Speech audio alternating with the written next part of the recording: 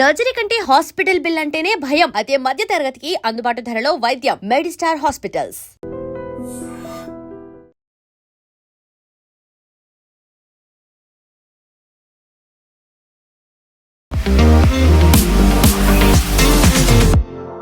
నమస్తే, నేను Kavitha. Welcome to iDream news and నిజాలు.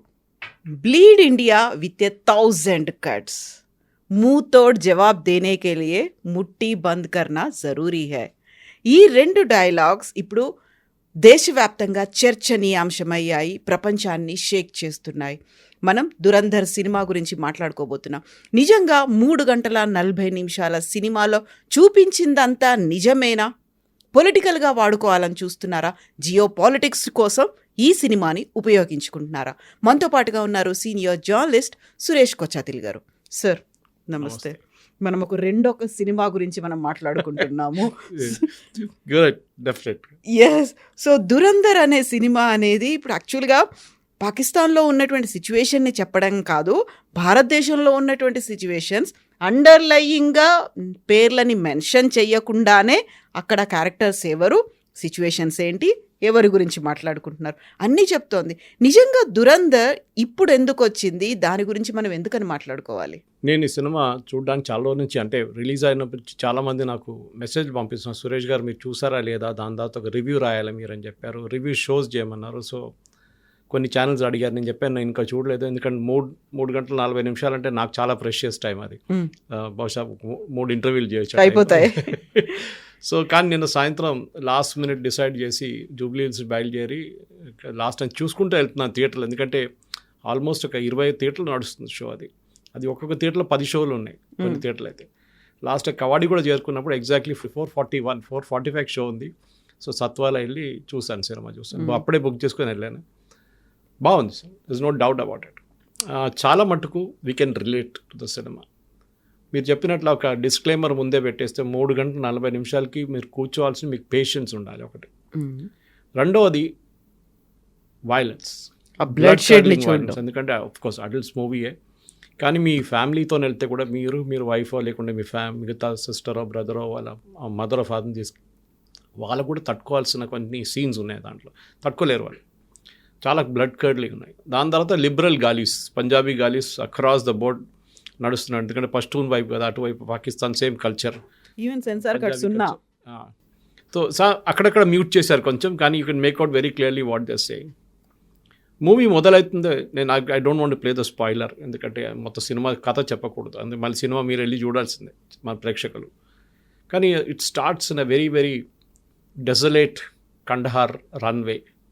అక్కడ ఒక IC-814 ఎయిర్క్రాఫ్ట్ ఆగిపోయి ఉంటుంది. కింద the gentlemen playing Ajit Doval's role Madhavan cigarette తాగి నిలబడుతున్నారు, ఎయిర్క్రాఫ్ట్ని చూస్తున్నారు. Then suddenly Jaswant Singh arrives, foreign minister అప్పుడు. హీ అరైవ్స్ అండ్ డిసిషన్ చెప్తున్నారు, క్యాబినెట్ డిసిషన్ ఏం జరిగింది. వాళ్ళు ముందు 30 టెర్రరిస్ట్ని అడిగారు, తర్వాత అజిత్ దోవల్ గారు మాట్లాడి దాన్ని 3 తగ్గించారు.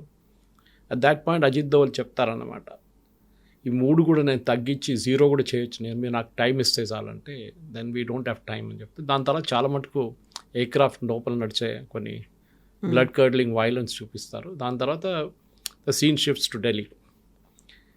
దాని 3 మేజర్ ఇన్సిడెంట్స్ చూపించారు. అంటే భారతదేశంలో pre-2014 post-2014 ఒక డిఫరెన్స్ చూపించింది. ఇన్ఫాక్ట్ ఆ సినిమాలో ఒక డైలాగ్ ఉంది, ఒక టైంలో ఇంటెలిజెన్స్ రిపోర్ట్ తీసుకొస్తారు, రాక్కి అక్కడి నుంచి వచ్చిన ఇంటెలిజెన్స్ రిపోర్ట్ తీసుకొచ్చి అజిత్ దోవల్ గారి దగ్గరికి ఇస్తే, యాక్షన్ తీసుకోవాలి సార్ మనమని అసిస్టెంట్ చెప్తారు. ఆయన అసిస్టెంట్ నహీ కర్ సక్తే, హిందీలో చెప్తారు, చేయలేం మనం.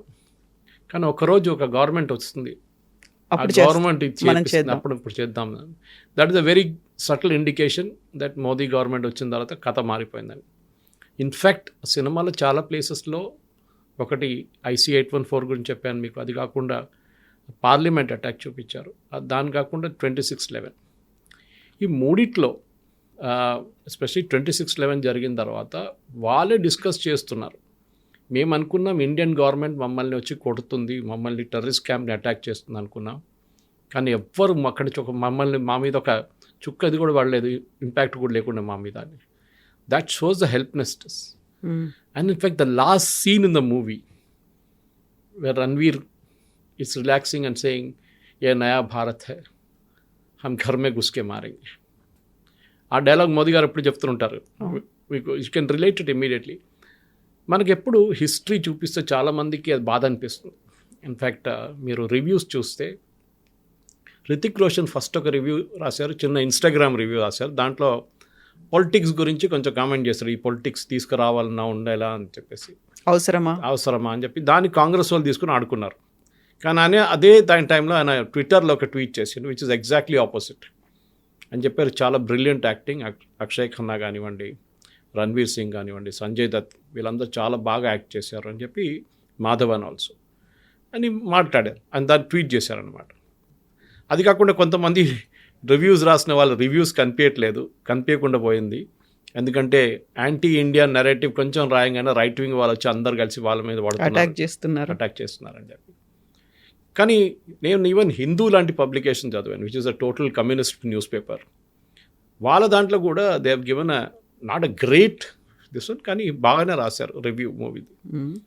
మనం ఎప్పుడైనా మూవీ చూసేటప్పుడు ఒకటి ఆబ్జెక్టివ్గా చూడాల్సింది ఏంటంటే రియాలిటీతో సమానం ఉందా, ఏమన్నా is it any connection with reality అంటే ఈ సినిమాలో చాలా మటుకు రియాలిటీతో కనెక్షన్స్ ఉన్నాయి చాలా చోట్ల. You can easily relate it. Benazir Bhutto photo, Zardari మాట్లాడుతున్నది, కొంచెం పేరు ఎక్కడెక్కడ మార్చేసి పేర్లు పెడతారు వాళ్ళు. కానీ you can easily Pakistani politics, కరాచీలో ఉన్న పాలిటిక్స్, ల్యారీలో ఉన్న పాలిటిక్స్, అక్కడ ఓవరాల్ ఆర్మీ ఐఎస్ఐ కనెక్షన్స్, అది కాకుండా అక్కడ మనోళ్ళు వెళ్ళి భారతదేశాన్ని ఎవరైనా వెళ్ళి వాళ్ళు పట్టుకుంటే వాళ్ళని ఎట్లా ట్రీట్ చేస్తారు, ఇదంతా చూపిస్తారు. ఇన్ఫ్యాక్ట్ ట్రైలర్లో మీకు కనిపిస్తుంది అట్లాంటి కొన్ని సీన్స్ కూడా. సో ఓవరాల్ దురంధర్ చూస్తే మన దగ్గర ఇప్పుడు కాశ్మీర్ ఫైల్స్ వచ్చింది, దానికన్నా ముందు మనం చూసాం సర్జికల్ స్ట్రైక్ చూసాం, ఉడి. That is reality again. ఎందుకంటే జరిగిన ఇన్సిడెంట్ని చూపించారు. ఇది ఒక ట్రెండ్ ఇప్పుడు భారతదేశం. And Aditya Dhar was the same director, Uri director కదా ఇక్కడ కూడా చేసింది. సో ఆ ట్రెండ్ ఏంటంటే మన దగ్గర జరిగిన ఇన్సిడెంట్స్ని మళ్ళీ చూపించడం ఒక ట్రెండ్ ఉంటుంది. ఫర్ ఎగ్జాంపుల్ ఇప్పుడు బంగ్లాదేశ్ వార్ 1971 మన Gulzar daughter has shown, Magna, ఆమె షూట్ చేసిన శామ్ మనెక్షాస్ పర్స్పెక్టివ్, శామ్ బహదూర్ అని చెప్పి. చాలా మటుకు ఇప్పుడున్న ఈ ఏజ్ గ్రూపులు ఉన్న వాళ్ళకి అప్పుడు ఏం జరిగింది 71, even I was in school then, నాకు కూడా కొంచెం చాలా మటుకు తెలుసు. దాని తర్వాత చదివినప్పుడు మనకు తెలిసిపోయింది ఏం జరిగింది ఆ టైంలో. కానీ ఒక సినిమాటిక్ మోడ్లో తీసుకొచ్చేటప్పుడు ఒక పర్సనాలిటీ, శామ్ బహదూర్ లాంటి పర్సనాలిటీ, ఆయన లీడర్షిప్ క్వాలిటీ అంతా బయటకు వస్తుంది. ప్లానింగ్ ఏంటి, ఎగ్జిక్యూషన్ ఎట్లా చేస్తారు. ఇక్కడ ఈ స్టోరీలో కూడా అజిత్ దోవల్ గారు పాకిస్తాన్లో వెళ్ళి 6 సంవత్సరాలు ఉన్నారని మన అందరికి తెలిసిందే. అక్కడ వెళ్ళి he was staying as a రా ఏజెంట్ అండర్ గ్రౌండ్. ఆలోచించండి, పట్టుకుంటే చంపేస్తారు, చంపడం కాదు టార్చర్ చేసి చంపుతారు, మొత్తం ఇన్ఫర్మేషన్ తీసుకొని వాళ్ళు చంపేస్తారు. సో అజిత్ దోవల్ లాంటి మనిషి అక్కడ వెళ్ళి అక్కడ ఉండి అదే స్టోరీ పాసిబుల్ రణ్వీర్ సింగ్ చేశారు పాసిబ్లీ. ఎందుకంటే ఈ అటాక్స్ జరిగినప్పుడు Ajit Doval was in India, ఆ టైంలో ఆయన పాకిస్తాన్లో లేరు. దాని తర్వాత ఆయన అరుణాచల్ వైపు వెళ్ళి చైనాకు కూడా వెళ్ళారు, అక్కడ కూడా 5 సంవత్సరాలు ఉన్నారని చెప్తున్నారు. Ironically Ajit Doval is a Kerala cadre officer, కానీ ఆయన వచ్చింది గర్వాల్ నుంచి. So other end of it to down south. కేరళలో ఆయన చాలా తక్కువ పనిచేశారు. ఈ was I think DSP of Kannur when ఆయన పినరాయి విజయన్ని అరెస్ట్ చేశారు ఒక కేసులో. ఆ కేసు చాలా ఫేమస్ అయిపోయిన తర్వాత చాలా అన్సేవరీ ఇన్సిడెంట్స్ జరిగింది అక్కడ. కానీ ఈ మూవీకి తిరిగి వచ్చేటప్పుడు కవిత గారు ఈ సినిమాలో చాప్టర్ వైజ్ డివైడ్ చేశారు. మనం బుక్ చదువుతున్నప్పుడు chapter 1, chapter 2, chapter 3, chapter 4, chapter 5, chapter 6 and ఇంటర్వెల్కి వచ్చేటప్పుడు కూడా it leaves you the edge, ఏం జరగబోతుందో నెక్స్ట్ అని చెప్పి. చాలామంది నేను అబ్జర్వ్ చేశాను, వాళ్ళు స్నాక్స్ పాప్కార్న్ గీపన్ తీసి జల్దీ వచ్చేసారు వాపస్. యూజువల్లీ బయట don't want to miss what happened after the interval అని. సాంగ్స్ కొన్ని ఎక్కువైపోయినట్లు అనిపిస్తుంది, నాకు కూడా అనిపిస్తుంది అది. But it added to the element of the movie. Especially Akshay Khanna ఒక డ్యాన్స్ చేస్తారు, మీరు చూసుంటారు. ఆయన ఒకటి పష్తూన్ ఏరియాలో వెళ్ళినప్పుడు ఒక డ్యాన్స్, అది కాకుండా పెళ్ళిళ్ళు జరిగినప్పుడు ఇంకో dance. And people say that reminds of his father Vinod Khanna's dance. చాలా బాగా చేశారు. Akshay Khanna I think was a show stealer in this. Ranveer Kapoor is good, కానీ ఆయనకి ఎక్కువ ఎక్స్ప్రెషన్స్ కానివ్వండి, మిగతా అన్ని గడ్డంతో కవర్ అయిపోయింది, దాంట్లో కవర్ అప్ అయిపోయింది. He was clean shaven Akshay Khanna and చాలా బాగా చేశారు. బహుశా ఒక 20 minutes సీన్ కట్ డౌన్ చేయొచ్చు. రొమాంటిక్ సీన్స్ కానీ మిగతా పాటలు కానీ కట్ చేస్తే 3 hours 20 minutes దాకా కొంచెం టైట్ అయిపోతుంది. రెండోది నాకు ఏమనిపించిందంటే చాలా మటుకు అప్పుడు జరిగిన పాలిటిక్స్లో ఎక్కడ చూపించట్లేదు ఎవరిని, ఎస్పెషలీ వాజ్పేయి గారు ఉన్నప్పుడు. దాని తర్వాత మన్మోహన్ సింగ్ గారు ఉన్న టైంలో 26/11 జరిగినప్పుడు చూపించట్లేదు. కానీ ఆ మూవీలో ఒక సీన్కి వచ్చినప్పుడు, again I don't want to spay the spoiler, but they show the actual recordings of the conversation between handlers in Pakistan and Taj లోపల ఉన్న టెర్రరిస్ట్ నడిమిట్ల కమ్యూనికేషన్, ఒరిజినల్ కమ్యూనికేషన్ మీకు యూ కెన్ వాళ్ళు డిస్ప్లే చేసి they playing it for you.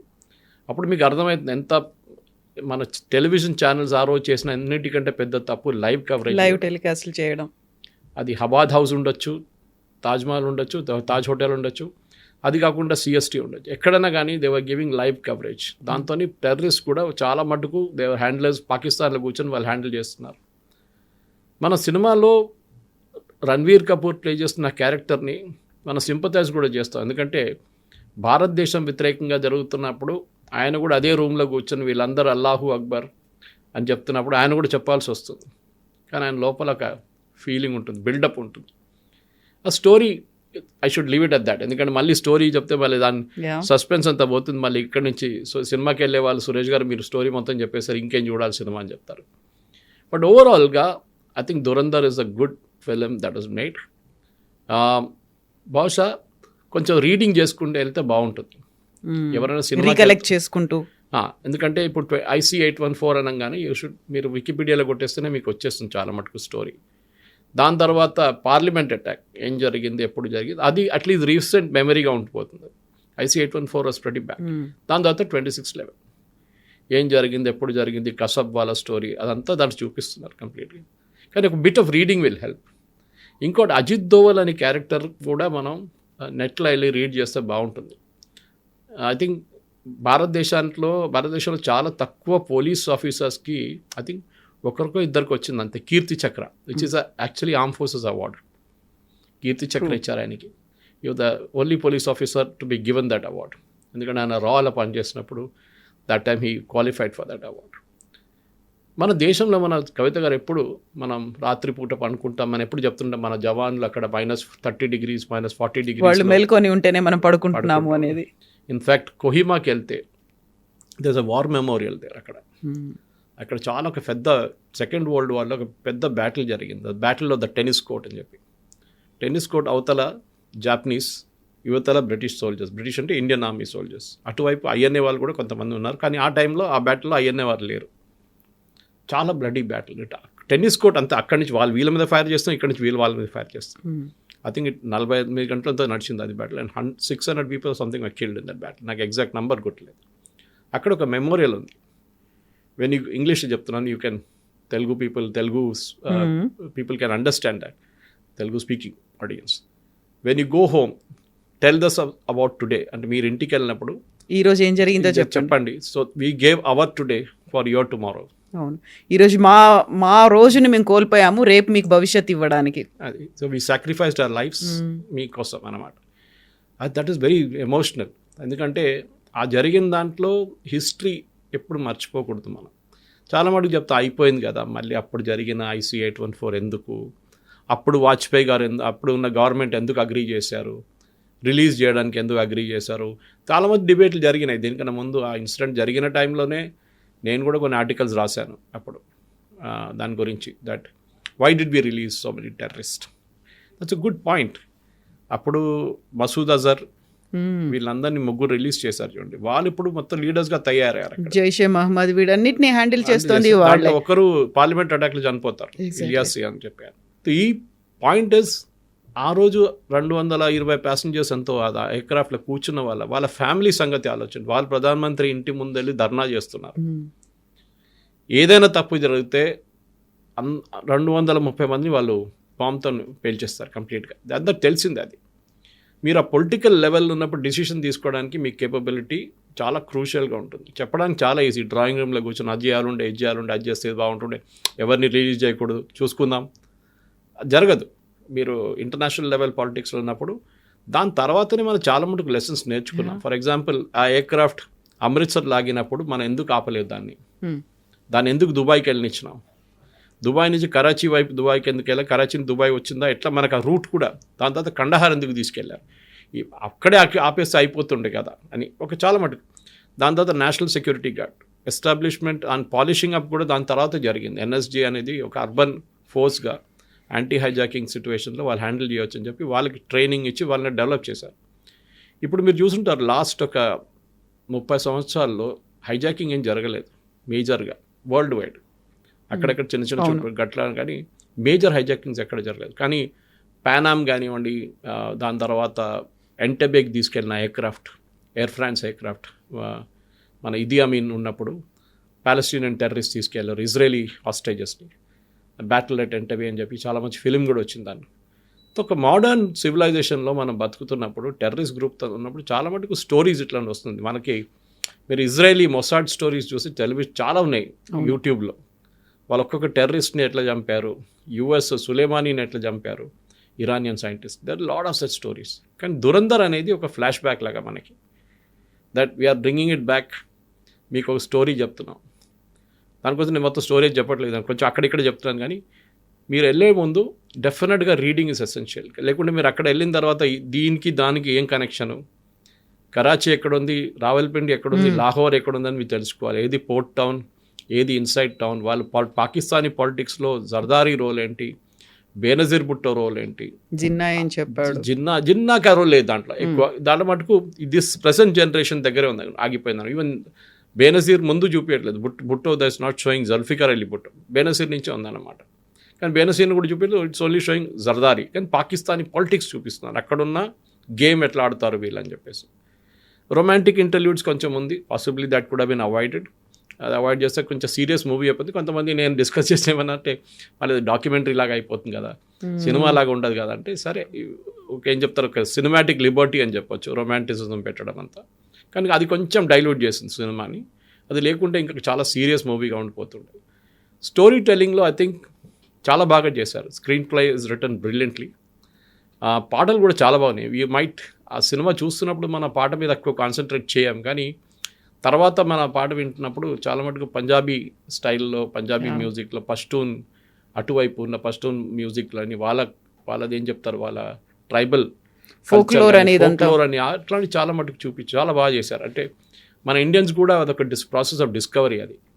ఎందుకంటే చాలా మటుకు మనకి పాకిస్తాన్ అనగానే పాకిస్తాన్ అనుకుంటా, కానీ there is a Pakistani Punjab, Gujarat, Sindh, and then there is a Khyber Pakhtunkhwa అటువైపు.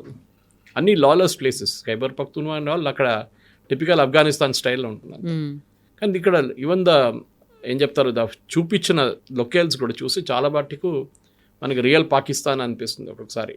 చాలా మటు ఏఐ యూజ్ చేశారు దాంట్లో, అదన్నీ చేశారు. కానీ బహుశా లదాఖ్ ఉంది, ఎందుకంటే నేను కొన్ని షార్ట్స్ చూసినప్పుడు కనిపించినప్పుడు నాకు లదాఖ్ కనిపించింది దాంట్లో. You can make out it's very clear. కానీ ఓవరాల్ దురంధర్ అనే సినిమాకి ఇప్పుడు collection, I think box office collection నిన్న దాకా 180 కోట్లు కలెక్ట్ అయినాయి. న్యాచురల్లీ జియో వాళ్ళు చాలా బాగా ప్రమోట్ చేస్తారు, వాళ్ళ దగ్గర బడ్జెట్ ఉంది ప్రమోట్ చేయడానికి. కానీ స్టోరీ టెల్లింగ్లో నేషనల్ అవార్డు వస్తుందని కానీ ఐ డౌట్ నేషనల్ అవార్డు. కానీ సినిమాకి ఒక అవార్డు రావాల్సింది, స్టోరీ టెల్లింగ్కి ఒక అవార్డు, స్క్రీన్ ప్లే బహుశా, ఎందుకంటే చాలా బాగుంది screen play, and camera work is అవసరం, దాంట్లో డౌటే లేదు.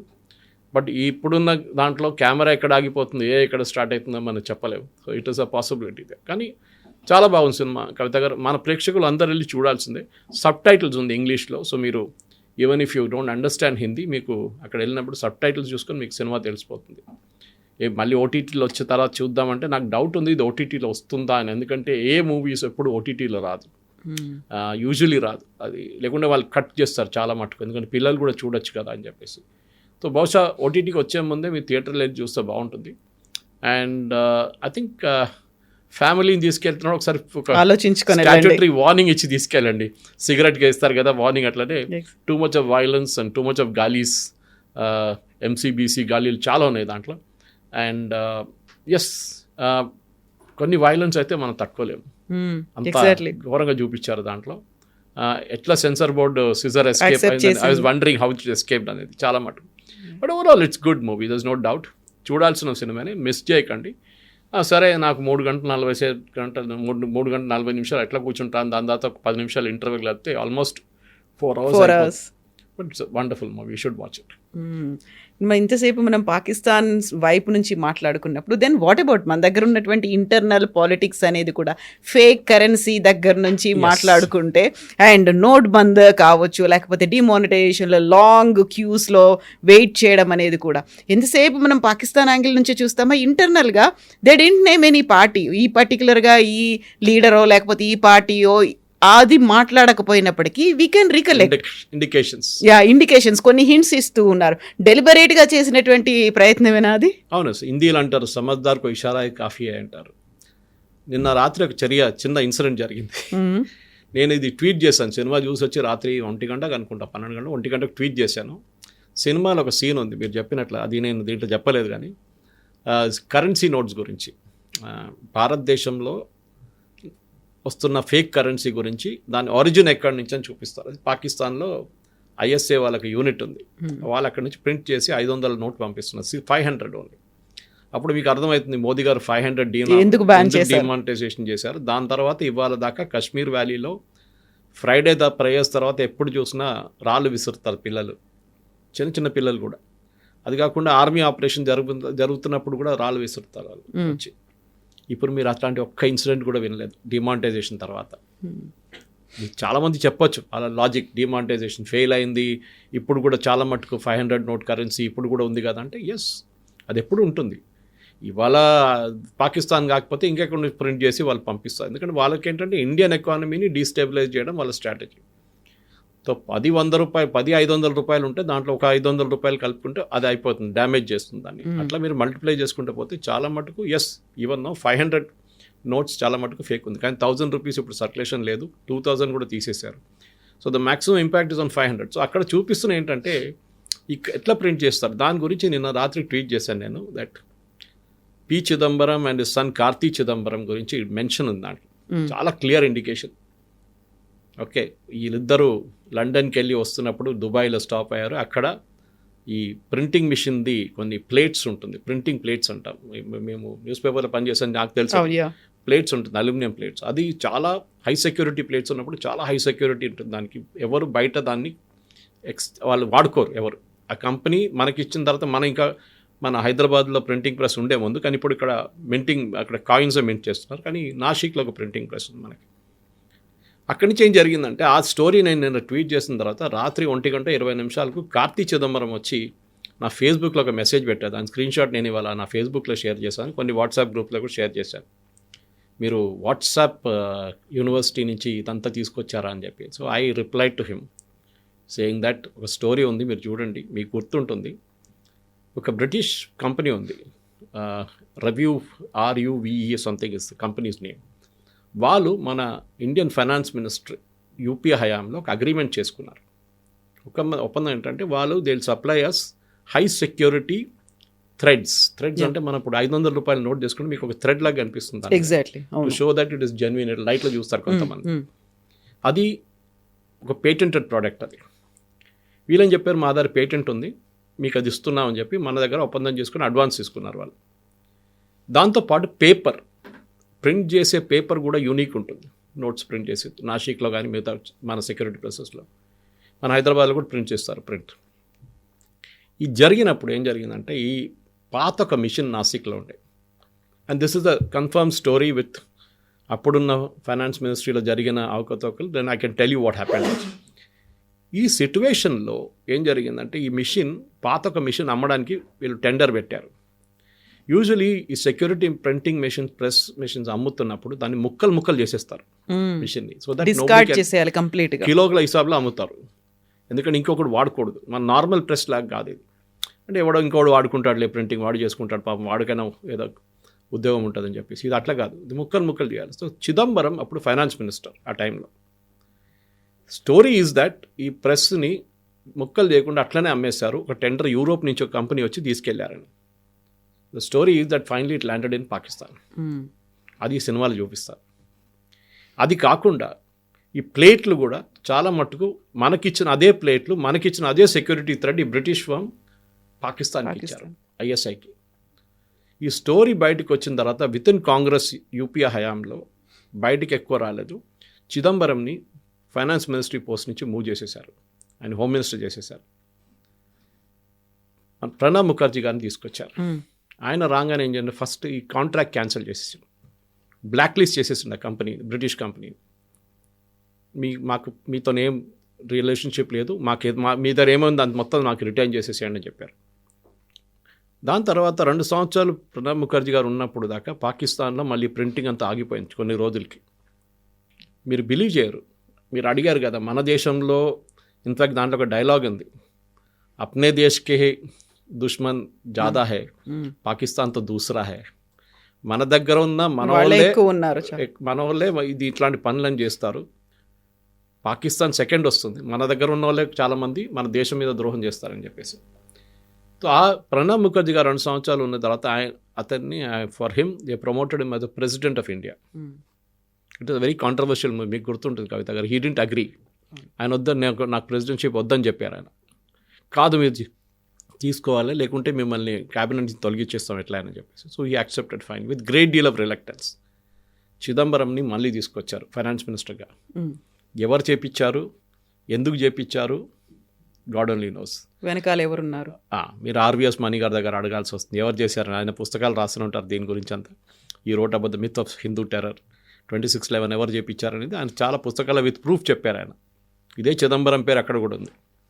చిదంబరం వచ్చిన తర్వాత ఇమీడియట్గా ఫస్ట్ ఆయన ఏం చేశారంటే ఈ కాంట్రాక్ట్ మళ్ళీ రెన్యూ చేశారు. బ్లాక్ లిస్ట్ చేసిన కంపెనీని ప్రణబ్ ముఖర్జీ గారు మళ్ళీ వాళ్ళని ఆ కాంట్రాక్ట్ని రెన్యూ చేశారు.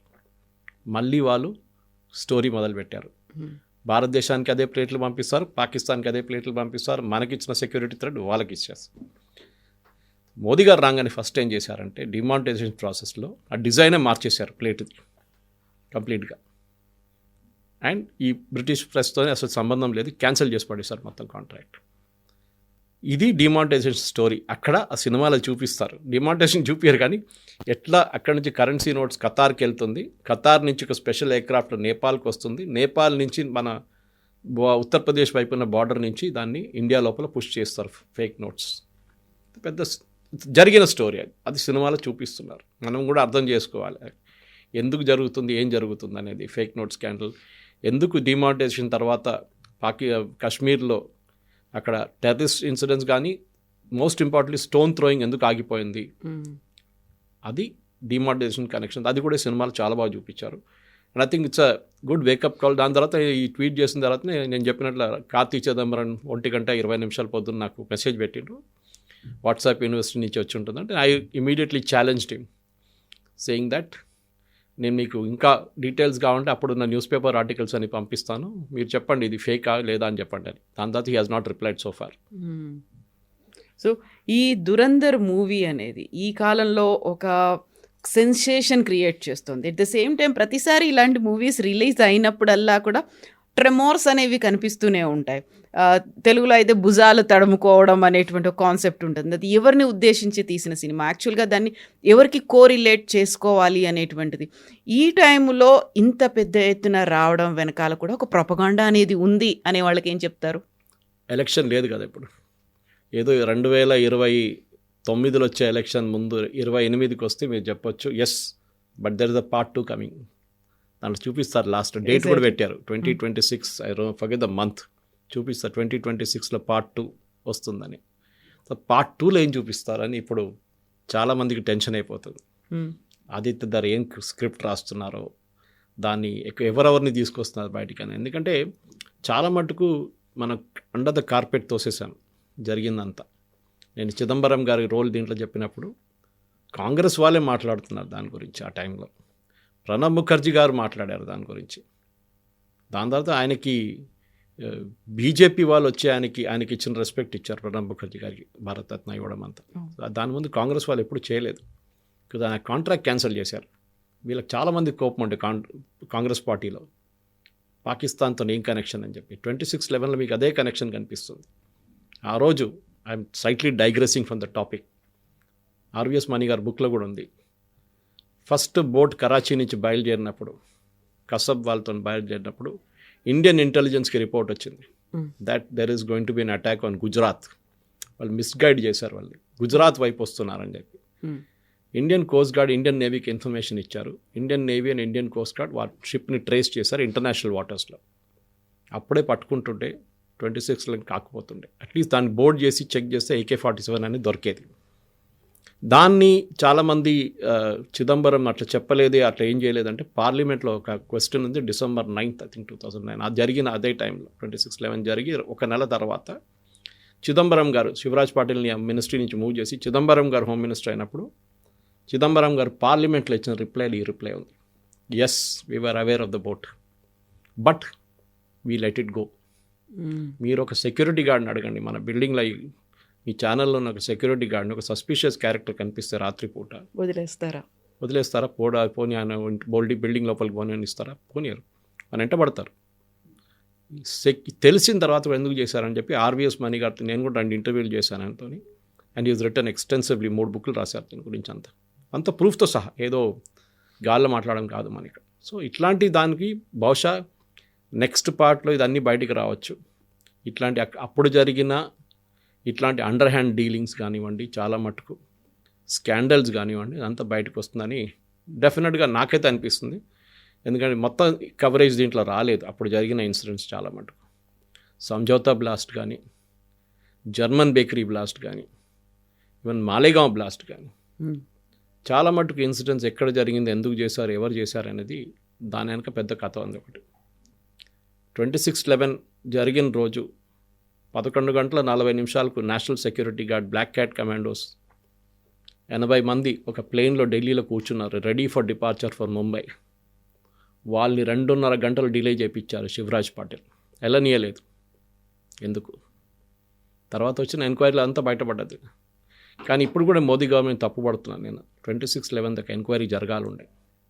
They should have been an enquiry, public enquiry. కానివ్వండి, పాకిస్తాన్కి చాలా మటుకు ఇన్ఫర్మేషన్ తెలిసిపోతుంది, తెలియనండి, నో ప్రాబ్లం. కానీ మన దగ్గర ఎవరెవరు మన దేశం మీద ద్రోహం చేశారో వాళ్ళని అందరినీ బయటకు తీసుకురావాలండి. వాళ్ళు ఇప్పుడు కూడా చాలా పెద్ద మనుషులుగా తిరుగుతున్నారు మన దేశంలో. వాళ్ళని ఎక్స్పోజ్ చేయాలి. అండ్ ఈ సినిమా దురంధర్ కూడా చాలా మటుకు అది చేశారు. మనం వర్కౌట్ చేయాల్సింది చాలా మటుకు. అట్లనే మీరు చెప్పినట్ల పేర్లు చెప్పలేదు, సిట్యువేషన్ చూపించారు, జరిగింది చెప్పించారు. So you have to work out and infer who it was for. నేను చేసిన దానికి కార్తీ చిదంబరం నన్ను రాత్రి రెస్పాండ్ అయ్యాడంటే he felt guilty that he is the candidate whose mentioned in the movie అని. సో వాళ్ళని వాళ్ళు చూసుకోగలుగుతారు. గిల్టీ ఫీలింగ్ అంటాం మన ఇంగ్లీష్లో. గిల్టీ ఫీలింగ్ వచ్చిందన్నమాట. అది కాకుండా చాలామంది ఆ సినిమాలు చూపించిన వాళ్ళు కూడా గిల్టీ ఫీలింగ్ ఉంటుంది. అజిత్ దోవల్ గారు స్టేట్మెంట్ చెప్పారు, ఈ చెప్పినట్లు మన గవర్నమెంట్ వస్తుంది ఒకరోజు వాళ్ళు దీనికి రెడీగా ఉంటారు యాక్షన్ తీసుకోవడానికి, అప్పుడు దాకా మనం వెయిట్ చేయాల్సిందని చెప్పారు.